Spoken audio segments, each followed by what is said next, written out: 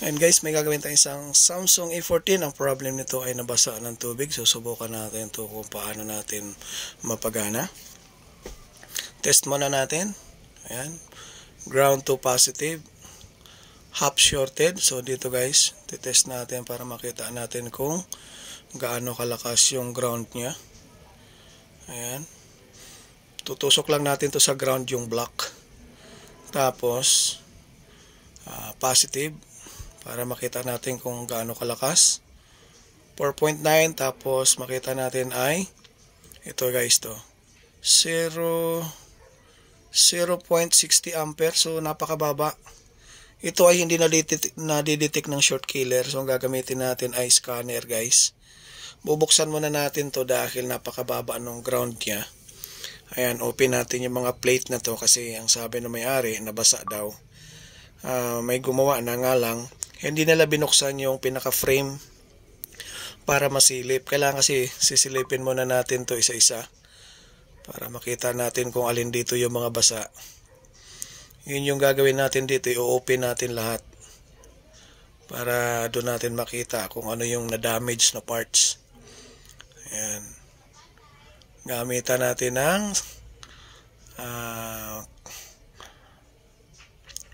cutting disc na maliit. Ayan.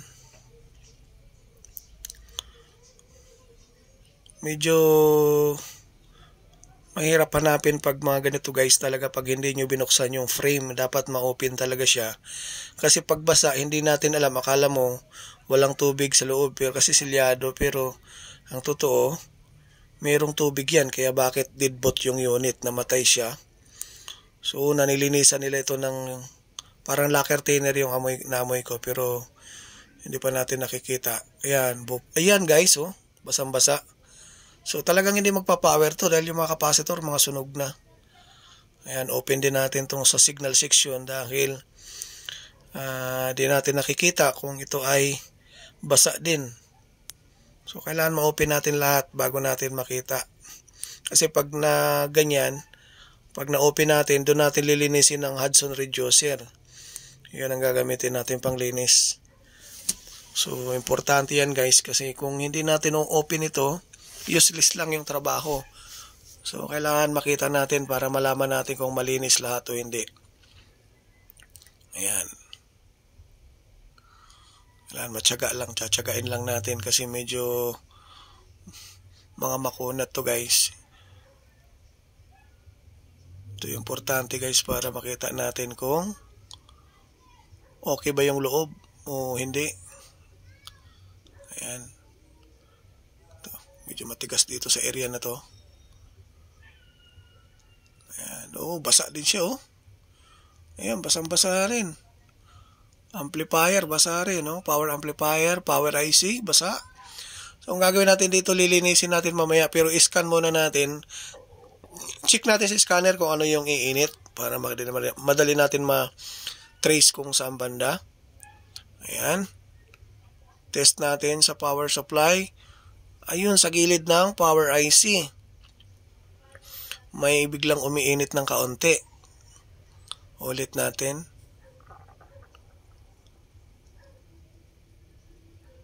Ulitin lang natin guys. Ayun, sa gilid, yung capacitor. So, lilinisin muna natin to. Ngayon, yung ilalim nito guys, hindi natin alam kung may sunog yung power IC. Kaya mangyayari, pagkatapos natin linis, tatanggalin natin yung power IC tapos i-re-reball natin ulit.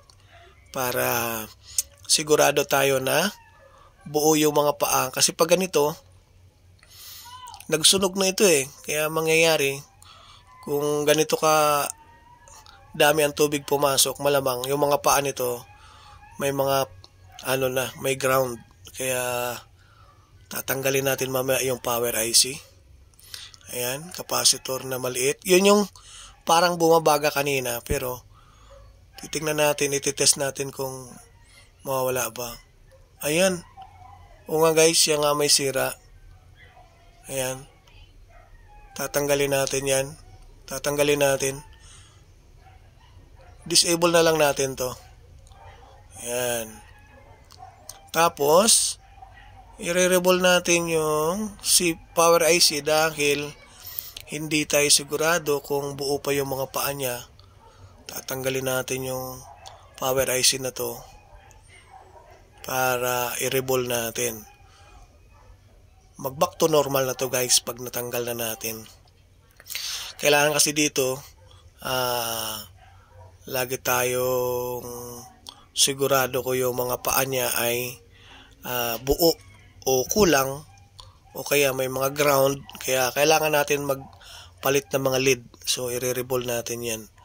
Ayan, tatanggalin natin yung luma. Ganito yung basic na procedure guys. Pag mga basa, kailangan magpapalit tayo ng mga lid, yung mga paa, para mas clear yung takbo ng kuryente, wala siyang bara-bara, hindi nagbabara. So babalik sa normal. Hindi na tayo magpapalit dito ng power IC guys. Ang gagawin lang natin ay reballing lang. Tapos dinisable natin yung capacitor para matanggal yung half shorted, kasi yun yung lumalabas kanina. May grounded siya pero napakababa, 0.60 ampere lang. Ayan, lilinisin muna natin ito.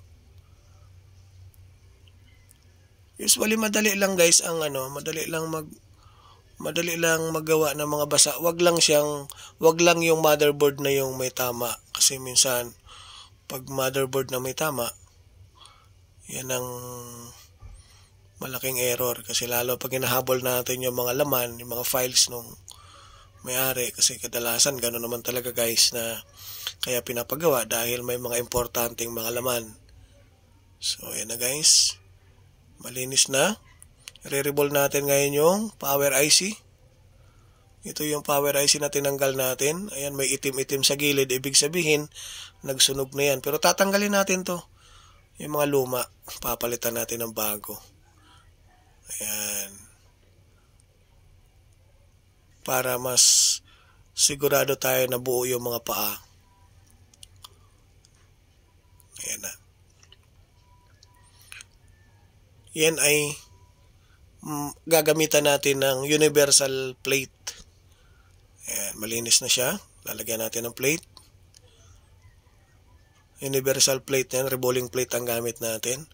So marami naman yan guys. Kung ang kagandahan sa universal, marami kang power IC, maraming mga IC na swak sa kanya, kaya kahit wala tayong sariling plate nito, meron naman akong ganitong sarili, pero mas maganda sa universal kasi mas gusto ko gamitin. So mga nagtatanong kung saan nakakabili yung reballing plate, meron yan sa Lazada, sa Shopee. Yan, dyan tayo kumukuha ng mga ibang gamit natin guys. So ayan na, lalapag na natin. Dito natin malalaman kung ito ay magpa-power.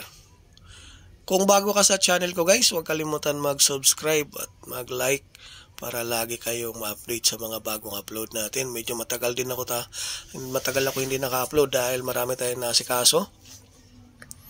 Ayan, okay na. Titest na natin kung gagana ba yung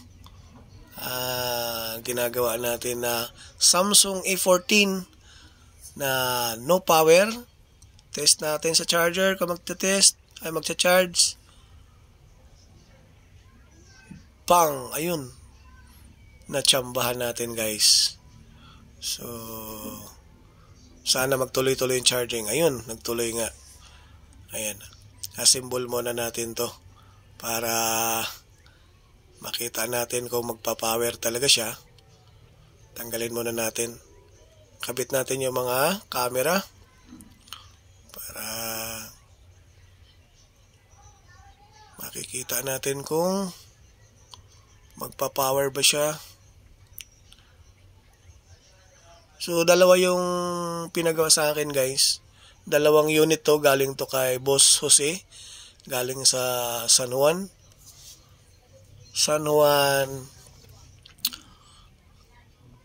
Ayan, dalawang unit, isang iPhone tsaka isang Samsung, pero ito ay yung iPhone hindi ko na binablog kasi kulang sa oras. Ito na lang ang nabidyohan ko. Kaya I hope na makita ng may-ari na si Boss Jose. Ayan sir, nag-power na yung Samsung na nabasa. Ayan. So nakukuha natin sa tiyaga-tiyaga lang para mahanap natin yung totoong error. Kasi kung hindi talaga natin tsatsagain, mahihirapan tayo, hindi natin makikita yung mga error. Ayan, nagkamali tayo, kailangan may tornilyo pa sa loob. Ayan. So, tiyagaan lang talaga guys. Medyo mahirap man, pero tsatsagain lang yun. Talagang hindi naman ganun kadali talaga magawa ng cellphone. Pero dahil nga ay mabuting-ting tayo, matyaga tayo, kukulitin talaga lahat, hahanapin kung saan banda yung mga error. Ayan. So meron tayong mga scanner na para matrace yung mga sira ng motherboard. So I hope nakatulong sa inyo guys yung starting ng vlog natin. Kung bago ka sa channel ko, huwag kalimutan mag-subscribe. Ayan, maraming salamat sa lahat na nakasuporta sa channel natin. Ayan, power on. Meron na siya. May power na siya.